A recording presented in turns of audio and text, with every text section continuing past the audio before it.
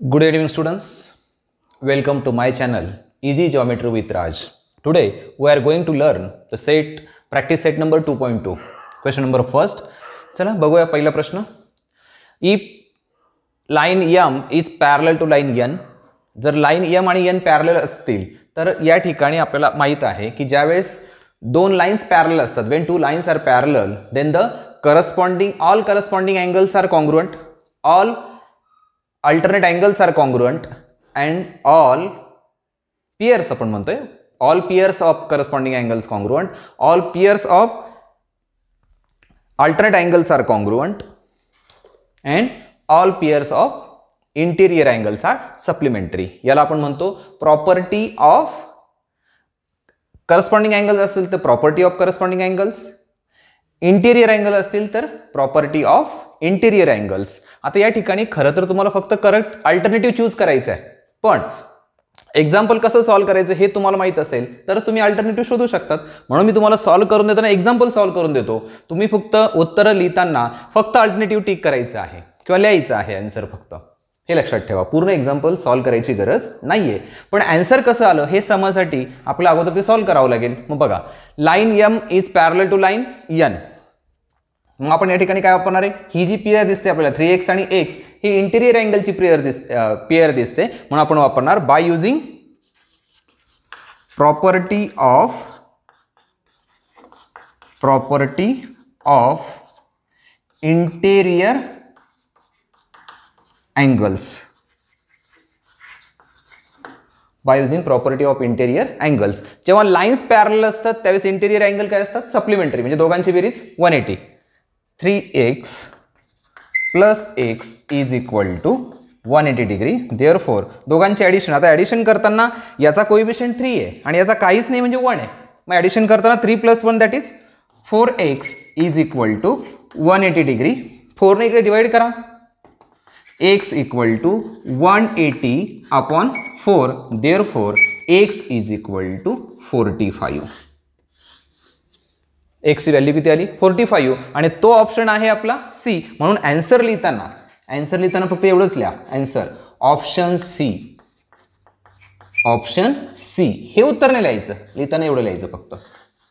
लक्षात ठेवा, फक्त कसं आन्सर आलं हे आपल्याला याबद्दल माहीत पाहिजे, त्याशिवाय उत्तर काढता येत नाही. खूप सोपा प्रश्न असतो, पण कुठेतरी रफ पेजवरती ते सॉल्व्ह करून घेत जा. नाव सीधं एक्झाम्पल नंबर सेकंड. आता 4x आणि 2x ही कुठलीच पेअर आपल्या याच्यामध्ये बसत नाही, म्हणजे करस्पॉन्डिंग अँगलची पण नाहीये, अल्टरनेट अँगलची पण नाहीये, इंटेरियर अँगलची पण नाहीये. मग अशा आपल्याला कुठेतरी एक जुळवून घ्यावं लागेल की याच्याबरोबर एखादी पेअर जुळते का. मग समजा आपण जर असा विचार केला की इथे एखादा अँगल आहे T, let angle T as shown in figure. आता इथे आपण T इथे घेऊया. अँगल T कुठे घेतला आपण, इथे नोट केला. आपल्याला जो हवा आहे त्यासाठी आपण आपली अरेंजमेंट करू शकतो, फिगर मध्ये असं नोटेशन देऊ शकतो. आता लाईन ए आणि लाईन बी पॅरलल आहे, त्यांचीही ट्रान्सव्हर्सल आहे, म्हणजे इथे तयार झालेला हा अँगल आणि इथे तयार झालेला हा अँगल ही अल्टरनेट अँगलची पेअर आहे. आणि जेव्हा लाइन्स पॅरलल असतात तर अल्टरनेट अँगल्स कॉन्ग्रुएंट असतात, म्हणजेच त्यांची व्हॅल्यू किंवा त्यांचं मेजरमेंट सारखं असतं. मग आपण काय म्हणणार, बाय युजिंग प्रॉपर्टी ऑफ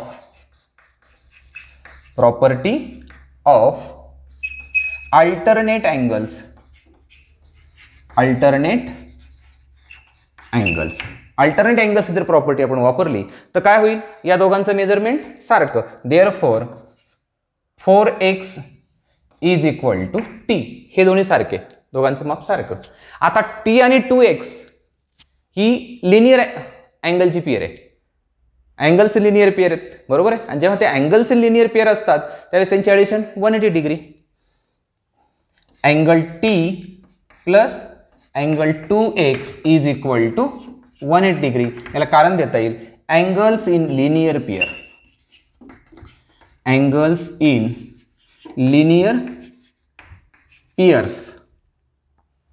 आता टी म्हणजे टी ठेवा, टी म्हणजे व्हॅल्यू आलेली आपल्याकडे 4x plus 2x equal to 180. दोघांची ॲडिशन 6x इक्वल टू 180. 6 ने डिवाइड करा, x इक्वल टू 30 डिग्री. 6ने जर डिवाइड केलं तर x इक्वल टू 30 आणि तो ऑप्शन आहे आपल्याकडे D. So the answer is answer option D. Option D. अशा पद्धतीने you have to choose the correct alternative. Correct alternative आपल्याला जर वापरायचं असेल तर या पद्धतीने साईडला सॉल्व्ह करावं लागेल तरच आपण आन्सर लिहू शकतो. व्हिडिओ पॉज करा आणि लिहून घ्या.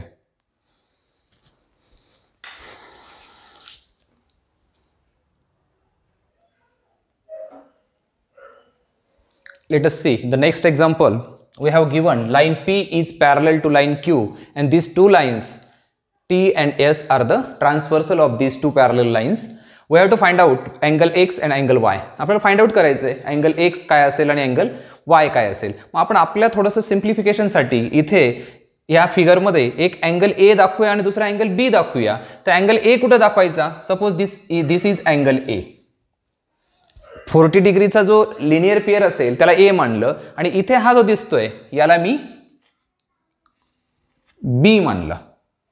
याला काय मानले बी मानलं. आता या ठिकाणी ही पेअर जर आपण पाहिली तर ही अँगल्स इन लिनियर पेअर होते म्हणजे दोघांची बेरीज 180. 40 degree plus angle A is equal to 180 degree. Angles in linear pair, angles in linear pair. जे अँगल्स लिनियर पेअर मध्ये असतात ते सप्लिमेंटरी असतात म्हणजेच हा 40 मायनस करा. Therefore angle A is equal to 180 minus 40 degree. Therefore angle A is equal to 140 degree. A 140 चा आला. आता जर आपण या दोन लाईन्स पॅरलल कन्सिडर केल्या त्यांची ही ट्रान्सव्हर्सल मानली तर ए आणि एक्स ही करस्पॉन्डिंग अँगलची पेअर होते म्हणजेच bye using property of corresponding angles. Bye using property of corresponding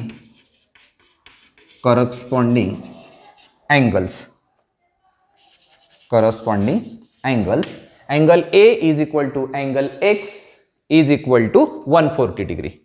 Angle X is equal to angle A is equal to 140. Therefore, angle X is equal to 140. किंवा इथे congruent असतात ही step आपण अशी दाखवली तरी काय हरकत नाही. Angle X is equal to angle A. Therefore, angle X is equal to 140. असंही चालेल काय अडचण नाही. एक तर मिळाला. आता या ठिकाणी परत जर आपण विचार केला तर आपल्याला x मिळालाय. आपल्याला काढायचं अजून y आणि हा. आता इथे जर विचार केला तर इथे हे व्हर्टिकली अपोजिट अँगल्स आहेत 70 डिग्री अँड बी म्हणजेच दोन्ही कॉन्ग्रुएंट असतील. Angle A and angle 70 degree R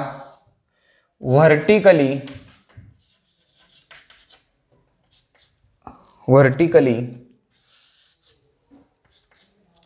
opposite angles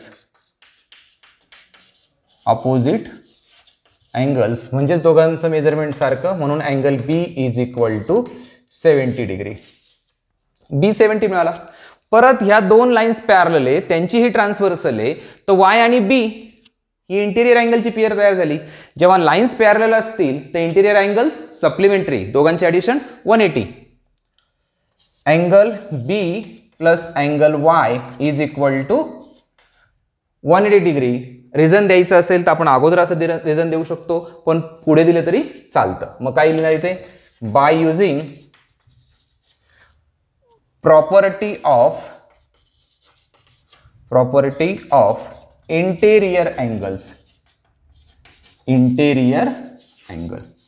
interior अँगलची प्रॉपर्टी वापरून आपण हे घेऊ शकतो. मग आता ज्याची व्हॅल्यू माहिती ती टाका.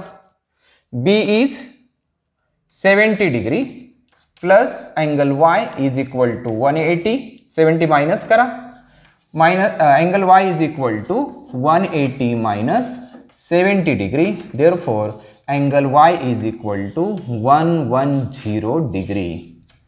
एक्सची व्हॅल्यू आली 140 डिग्री आणि वायची आली 110 110 तेच आपल्याला काढायचे. बऱ्याच वेळेस लक्षात ठेवा, फिगरमध्ये काही अँगल शॉर्टकट दिलेले नसतात. आपण आपल्या सोयीनुसार ए आणि बी मानून घ्या किंवा आणखी दुसरे माना, पण इथे असा उल्लेख करा आणि एक्झाम्पल अतिशय सोप्या पद्धतीने सोडवा. या ठिकाणी तुम्हाला जर माझं टीचिंग आवडलं असेल आणि तुम्ही चॅनलवरती नवीन असाल तर चॅनल जरूर सबस्क्राईब करा, लाईक करा, शेअर करा आणि बेल आयकन प्रेस करायला विसरू नका. चॅनल सबस्क्राईब केल्यानंतर तुम्हाला नोटिफिकेशन मिळेल, लिंक पाठवण्याची गरज नाही, आपोआप मिळत राहील आणि सबस्क्रिप्शन पूर्णपणे फ्री आहे, त्याला कुठलेही चार्जेस नाही. Thank you.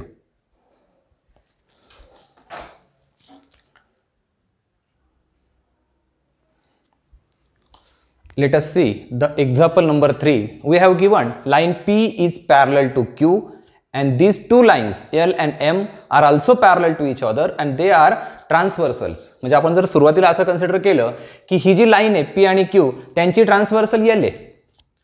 Line P parallel line Q and line L is transversal. Is transversal आणि हे आपल्याला एक्झाम्पलमध्येच अगोदर देऊन ठेवलं आहे म्हणून आपण याला रिझन लिहिणार गिवन.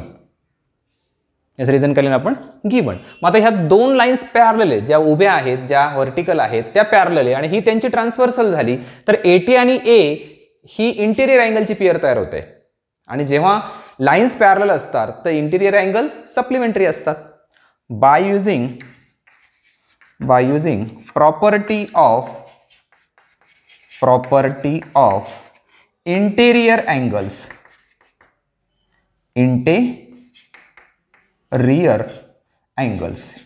अँगलची प्रॉपर्टी वापरतोय म्हणजेच त्या दोघांचे ॲडिशन 180.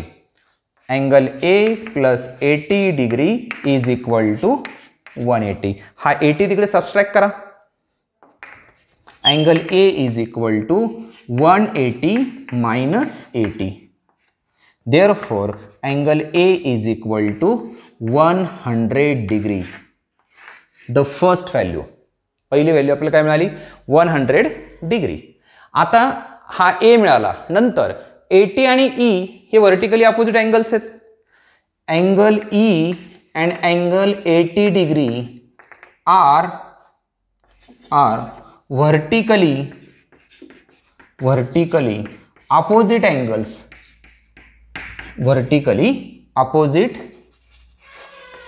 angles. आणि जर ते व्हर्टिकली अपोजिट असतील तर त्यांचं मेजरमेंट सारखं म्हणजेच angle E.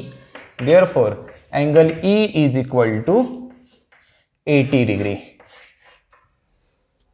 Angle E is equal to 80. आता परत line L is parallel to M and P is the transversal. Line L is parallel to line M and line P is transversal. आणि हा part सुद्धा आपल्याला given आहे. हा part पण given आहे. मग या ठिकाणी या दोन लाईन पॅरलल असतील आणि ही ट्रान्सव्हर्सल असेल तर अँगल E आणि C करस्पॉन्डिंग अँगल्स होतात आणि जेव्हा लाईन्स पॅरलल त्यावेळेस करस्पॉन्डिंग अँगल्स कॉन्ग्रुअंट म्हणजे त्यांची व्हॅल्यू सारखी. मग काय म्हणणार आपण बाय युझिंग प्रॉपर्टी ऑफ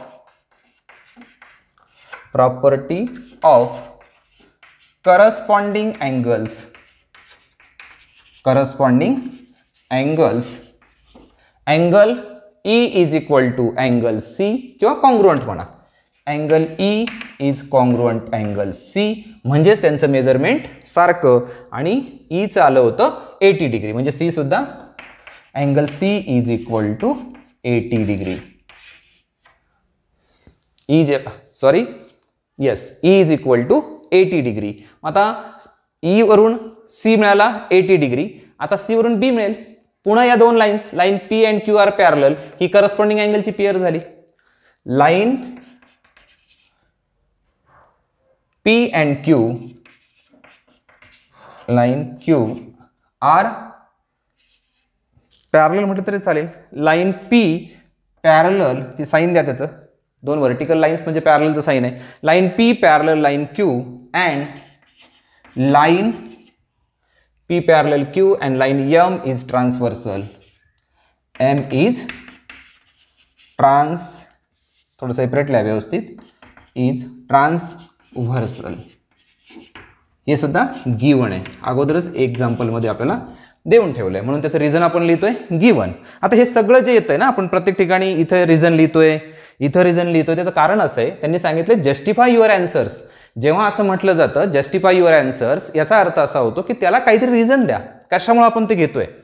मग आता पी झालं, परत पी अँड क्यू पॅरलल, ही त्यांची ट्रान्सव्हर्सल, आणि ही झाली करस्पॉन्डिंग अँगलची pair. By using property of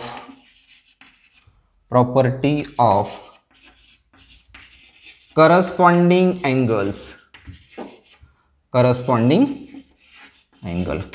अँगलची जी प्रॉपर्टी आहे ती वापरतोय. म्हणजेच angle C is equal to angle B, किंवा उलट angle B is equal to angle C equal to म्हणा किंवा कॉन्ग्रुएंट म्हणा. जेव्हा कॉन्ग्रुएंट असतील तर मेजरमेंट त्यांचं मेजर सारखं असणार आहे. Therefore angle B is equal to 80 degree. Angle B is 80 degree. तिन्ही व्हॅल्यू मिळाल्या, A 100, B 80, C 80 degree. Video pause करा, व्यवस्थित लिहून घ्या.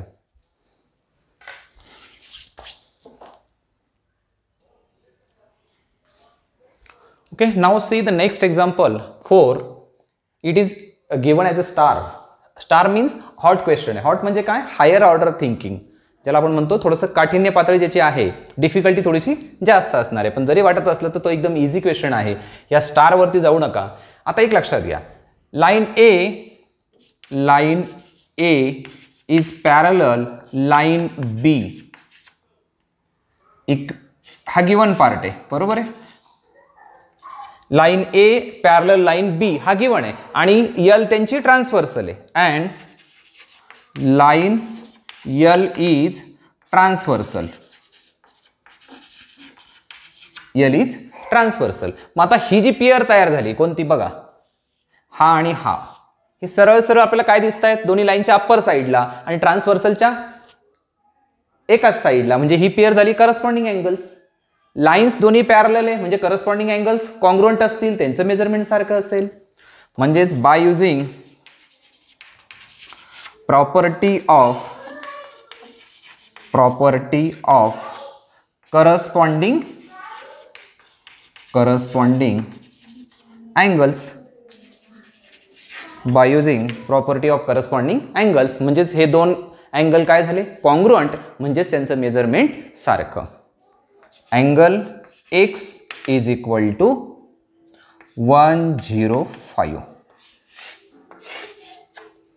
एक्सची व्हॅल्यू आपल्याला किती मिळाली आता, 105.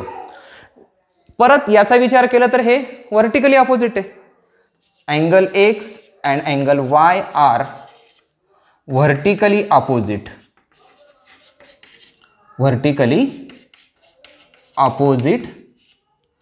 अँगल्स,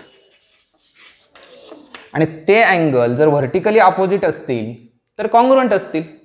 म्हणजेच काय झालं, दोघांचं मेजरमेंट सारखं. म्हणजे y is equal to, therefore angle y is equal to angle x equal to 105. Therefore angle y is equal to 105 degree. Second value आपल्याला मिळाली, angle y is equal to 105 degree. आता उरलाय फक्त आपला z. पुन्हा एकदा विचार करा, 105 आणि z काय, angles in linear pair. Angle 105 degree and angle z are angles in linear pairs. Angles in linear pairs, आणि हे जर लिनियर पेअर मध्ये असले तर दोघांचे addition 180. Therefore angle 105 degree plus angle z is equal to 180 degree. हा अँगलमध्ये लिहिला आपण, मग तो साईन नाही वापरलं तरी चालेल, डायरेक्ट 105 लिहा. हा 105 तिकडे जाताना मायनस होईल.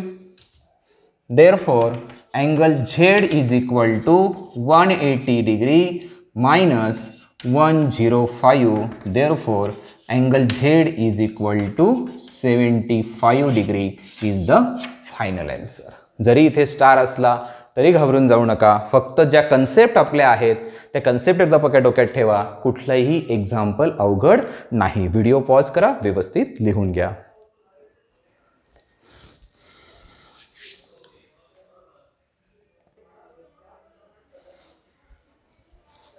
Now see the last example of this practice set. We have given line P, L and Q are parallel to each other and we have to find out the angle X. Actually the angle X is the complete angle this. हा पूर्ण angle घेतलाय, इथून असा असा, बरोबर आहे. हा छोटा नाहीये, फक्त पूर्ण इथून इकडे इथपर्यंत. म्हणजेच याचा अर्थ काय झाला, इट मीनिंग इज दॅट हा अँगल एक्स जो आहे तो कसा तयार झालाय, इथला हा छोटा अँगल आणि हा छोटा अँगल, या दोघांची ऍडिशन करून एक्स तयार झालाय. आपण एक काम करू, हा जो छोटा आहे त्याला ए मानून घेऊ, हा जो छोटा आहे त्याला बी मानून घेऊ, बरोबर आहे. मग आता आपण ते लिहून घेऊ. Take angle A and angle B as shown in figure.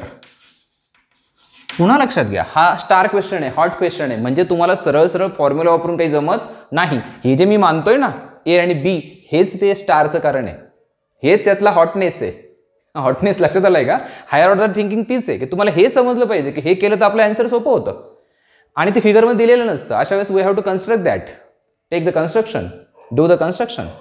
मग आता आपण काय करूया, थोड्या वेळ आता हा जो अँगल एक्स होता हा विसरूनच जाऊया ना. अँगल एक्स काय करू आपण, थोडा वेळ विसरून जाऊ याला. आता जरा आपण सोपं करू आपल्यासाठी. एक काम करतो मी, ही जी फिगर आहे ना ही तशीच राहू द्या, हिच्यात काही बदल करत नाही. त्यासाठी एक छोटीशी फिगर साईडला काढतो. हा जो आहे हा पूर्ण एक्स असाच राहू द्या. आपल्याला समजून घ्यायला इकडे फिगर काढतो मी.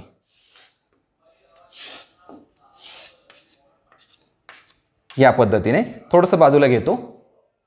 P L and Q. मग याला इथे जोडतो आणि याला इकडे जोडतो. हा जो अँगल आहे हा 40चा आहे, इथला जो आहे तो 30चा आहे. आपण जो ए मानलाय तो हा छोटा ए मानलाय आणि जो बी मानलाय तो इथला छोटा बी मानलाय. दोन्ही एकत्र केले का एक्स तयार होतो, as shown in figure. Figure वेगळीच काढून घेतली आपण, बरोबर आहे. मग आता बघा, लाईन पी आणि एल पॅरलल आहे आणि ही त्यांची ट्रान्सव्हर्सल आहे. म्हणजे हा 40 आणि ए हे परत अल्टरनेट अँगल झाले. 40 and A are the alternate angles. आणि लाईन पॅरलल असल्या तर अल्टरनेट अँगल्स काय असतात, कॉन्ग्रुएंट. मग आपण काय लिहिणार, line P parallel line L हे गिवन आहे आपल्याला, हे काय given.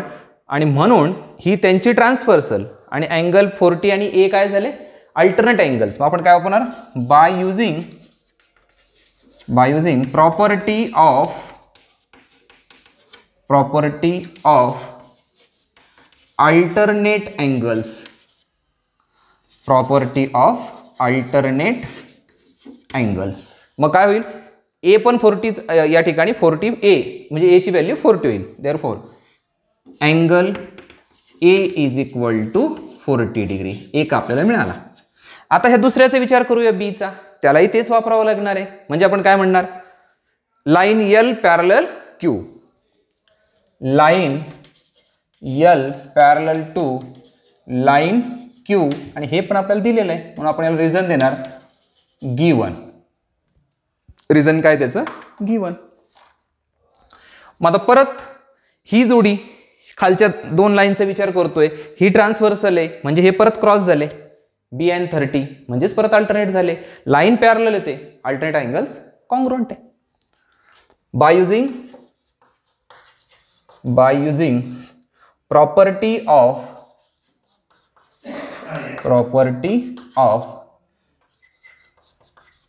alternate angles. By using property of alternate angles, angle B is equal to 30 degree. Angle B is equal to 30 degree. ह्या दोन व्हॅल्यू मिळाल्या. आता आपल्याला एक्स विचारला होता याच्यातला. एक्स कसा तयार झालाय, ए प्लस बी, दोघांची ऍडिशन करा. Angle X equal to angle A plus angle B. Angle X is equal to 40 degree plus 30 degree. And therefore angle x is equal to 70 degree. अशा पद्धतीने आपण अतिशय सोपं करून हे एक्झाम्पल सॉल्व केलंय. इथे कुठेही तुम्हाला फारशी काही अडचण वाटणार नाही. व्हिडिओ पॉज करा, व्यवस्थित लिहा आणि सगळ्यात महत्त्वाचं, माझं टीचिंग जर तुम्हाला आवडलं असेल तर चॅनल जरूर सबस्क्राईब करा. सबस्क्रिप्शन जे आहेत ते फक्त तुमच्या नोटिफिकेशनसाठी आहे. म्हणजेच तुम्हाला मी कुठलाही व्हिडिओ अपलोड केला की तुम्हाला त्या क्षणी तो तुम्हाला मिळेल, तुम्हाला त्याचा मेसेज मिळेल. ते पूर्णपणे फ्री आहे. म्हणून चॅनल जरूर सबस्क्राईब करा, लाईक करा, शेअर करा आणि नोटिफिकेशन आलं पाहिजे म्हणून बेल आयकॉनला प्रेस करा. थँक्यू.